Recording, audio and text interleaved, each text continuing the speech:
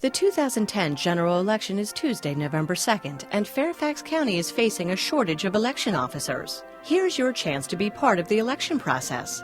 As an election officer, you would arrive at the polling place at 5 a.m., prepare the polling place for voting, operate the voting machines, tally the results, and remain until all work is complete at about 9 p.m. To be an election officer, you must be registered to vote in Virginia, you must attend a one-time class, you cannot hold elective office or be employed by an elected official. And for working as an election officer, you'll earn $100.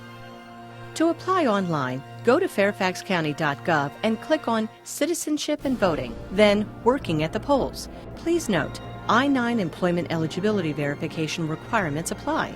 To have an application mailed to you, call 703-324-4735. Be a part of this year's elections by becoming an election officer for Fairfax County.